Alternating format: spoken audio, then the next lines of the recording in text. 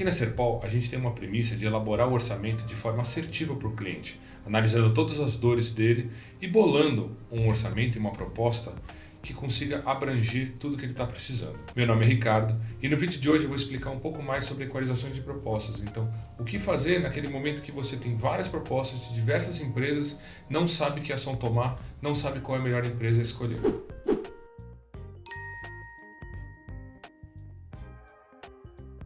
Eu queria começar esse vídeo contextualizando o problema. Vamos supor que você precisa fazer uma obra no seu condomínio ou na sua empresa, você já contratou um engenheiro, já tem um escopo elaborado, já tem um laudo, já tem um projeto, já sabe exatamente como você quer que seja resolvido o seu problema. O que você vai fazer agora? Você vai contatar empresas para bolar o orçamento. Uma vez feito isso, você vai começar a receber orçamentos diferentes um do outro. Isso é muito comum. Uma empresa elabora de um jeito, outra empresa elabora de outro, outra de outro. Às vezes, nem estão seguindo aquele escopo que você entregou. Você virou para a pessoa e falou, olha, eu quero que seja feito dessa forma. E as empresas mandam 3, 4 tipos de orçamento que não tem nada a ver com o que você mandou. E agora você se depara. Como é que eu vou equalizar isso? Como é que eu sei qual é a melhor empresa e qual é a mais barata? Infelizmente, essa é uma prática muito comum no mercado. Os nossos concorrentes recebem seu escopo e fazem pequenas alterações para te enviar uma proposta com um preço mais baixo. E o que acontece? O preço mais baixo é mais atrativo, sempre é mais atrativo. E isso não significa que o preço mais baixo é o melhor. Você também tem que verificar se está muito mais baixo, se não está te oferecendo uma coisa nada a ver, ou se está oferecendo menos do que você queria. E aqui na Serpol a gente tem o princípio da transparência. E como a gente age? Na elaboração das nossas propostas, te monta uma planilha com todos os serviços, todas as quantidades, unidades, áreas necessárias para o serviço, seguindo, claro, o escopo que o cliente mandou e seus preços unitários. Dessa forma, o cliente, ao receber a nossa proposta, ele sabe exatamente quanto custa cada serviço e qual é a área, qual é a quantidade que a gente vai executar daquele serviço. Qual é a vantagem disso? Se em algum momento ele não quiser executar algum serviço porque não é o momento ideal para ele, ele pode simplesmente pegar este item e retirar. A planilha continua igual. Um item é separado do outro, eles são independentes. E ao montar essa planilha, a gente coloca exatamente as quantidades, áreas, serviços que vieram do escopo que você nos entregou.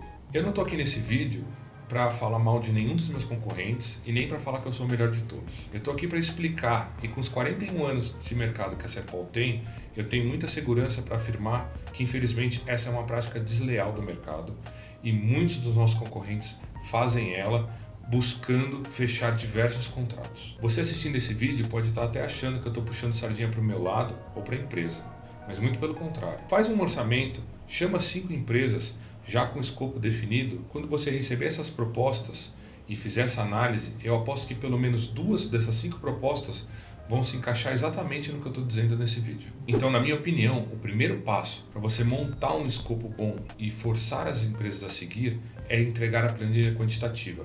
Muito importante, a planilha quantitativa. Não adianta uma planilha com todos os serviços e nenhuma quantidade. E muito importante na hora de elaborar um escopo é entregar para os proponentes a planilha orçamentária com as áreas e as quantidades. Por quê? Muitas empresas colocam o orçamento com preço fechado.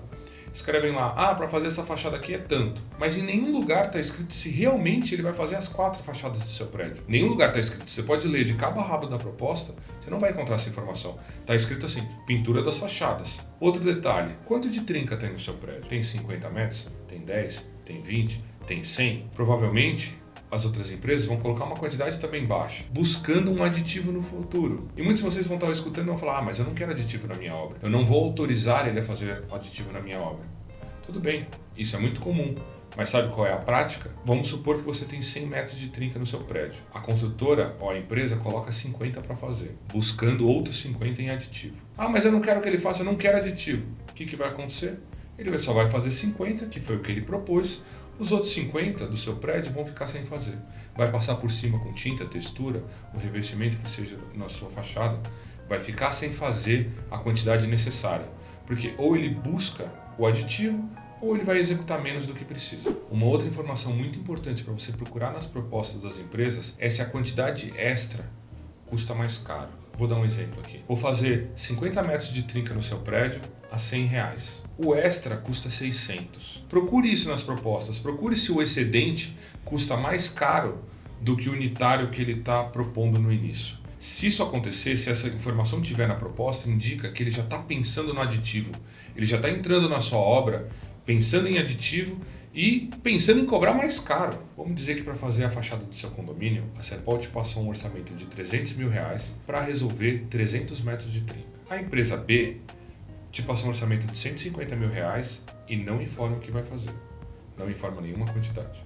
E a empresa C te passa um orçamento de R$500 mil e também não te passa nenhuma quantidade. Então agora você precisa equalizar essas 3 propostas. Uma de 300, uma de 150 e uma de 500. Com os escopos totalmente separados. Como que você vai fazer para equalizar? Lembrando que a gente tem um vídeo que está aqui em cima que explica a importância de fazer um laudo, a importância de fazer um escopo bem detalhado para você não ter esse problema na hora da contratação. Um outro exemplo que eu posso passar aqui sobre os nossos concorrentes manipulando o escopo das propostas é o seguinte.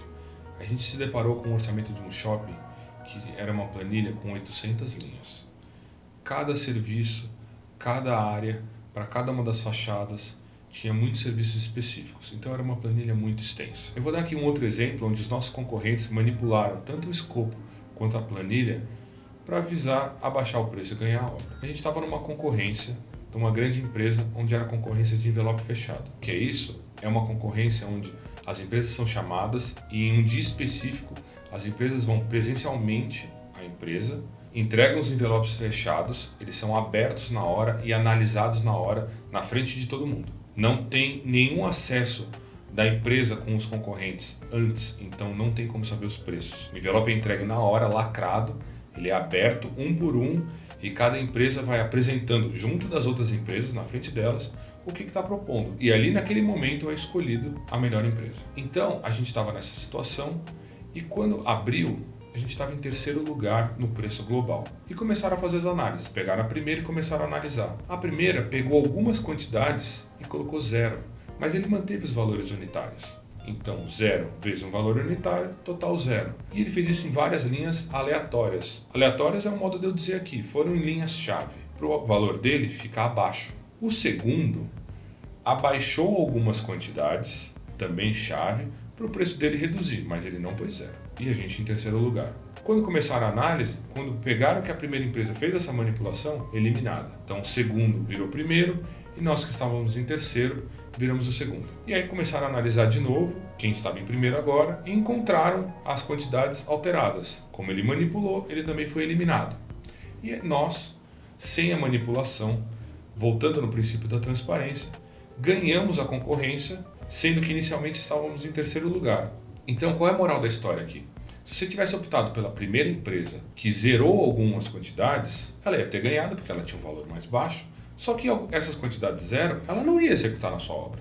É um serviço sem quantidade, mas ele tinha preço unitário. Então, se você quisesse fazer, foi um erro de digitação, era 1,0 e acabou saindo 0, mas o preço unitário está lá. Então, se você quiser fazer, o preço unitário dele está lá. E ele pode colocar o valor que ele quiser, R$10 mil para fazer aquele unitário. Por quê? Porque não estava somando na planilha. Então, é a mesma prática que eu falei no começo do vídeo, só que com um pouco mais avançada, um pouco mais desleal. E eu sei que você vendo esses exemplos aqui, pode estar achando que isso é um absurdo ou que isso é inventado.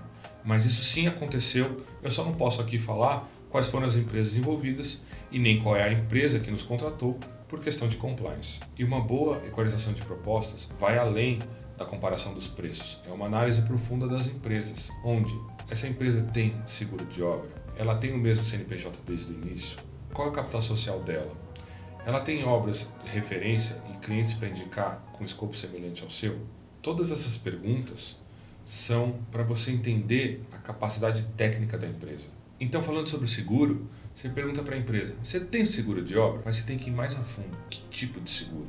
Então é muito comum ela ter somente o seguro de responsabilidade civil. O que isso significa? Ali na obra, caiu alguma coisinha num carro, quebrou um vidro, alguma coisa desse tipo, o seguro vai cobrir. Mas ele não tem um seguro de engenharia, onde se ele tomar alguma ação, fizer algum reparo que danifique o seu prédio, danifique a estrutura do seu prédio, isso venha a dar um problema, que pode ser derrubar o prédio, o seguro vai cobrir isso, não é o mesmo tipo de seguro. Então, se aprofunde e verifique qual é o seguro que está sendo ofertado. Aqui na Serpol, todas as obras a gente oferta os 2 seguros, responsabilidade civil e risco de engenharia. Então, uma segunda pergunta é qual o capital social dessa empresa. E você pode parar e pensar, como eu descubro isso? Aonde eu vejo essa informação? Pega o CNPJ da empresa, coloca na internet, você vai achar nos primeiros sites que aparecer na sua busca, ele vai te dar várias informações, uma delas é o capital social. E para que serve isso? É uma fonte de financiamento da empresa. E o que isso significa? Ele mostra se a empresa vai ter capacidade de continuar na sua obra na primeira dificuldade, ou se ela não vai falir durante a execução da obra, ou até então durante o período de garantia. E falando do terceiro ponto, que é o CNPJ, você tem que pesquisar se a empresa possui o mesmo CNPJ desde a sua abertura, que é muito comum. As empresas, principalmente as pequenas, elas começam a trabalhar, quebram, abre uma outra empresa, começa a trabalhar, tem um problema, fecha essa, abre a outra, e ele só vai mudando o nome, muda uma sigla. Isso é muito comum no mercado. Verifique se a empresa possui um CNPJ sólido. Verifique também se ela é MEI, se ela é EIRELI, se ela é limitada. Busque essas informações antes de fazer a escolha de qual empresa você vai contratar.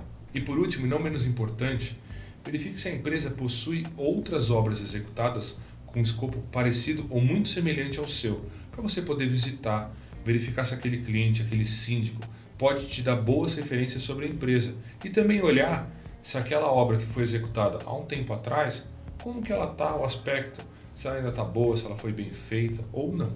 Essa é uma boa análise para você definir se aquele serviço, além de toda a documentação, se ele é bem feito. E se você ainda tiver dúvida de como fazer a equalização, nós temos um sistema gratuito onde a gente entrega para os clientes e esse sistema faz a equalização das propostas. Ele faz diversas perguntas e faz algumas análises sobre as propostas e ele vai gerar uma nota para cada uma das propostas que você inserir nele. Eu espero que com esse vídeo você tenha conseguido reunir todas as informações necessárias para fazer uma boa equalização no momento que você for executar uma obra e for contratar uma empresa. Então, se esse vídeo te ajudou, dá um joinha, segue a gente nas redes sociais. Se tiver mais alguma dúvida, deixa aqui nos comentários ou entre em contato com a gente que a gente vai te ajudar.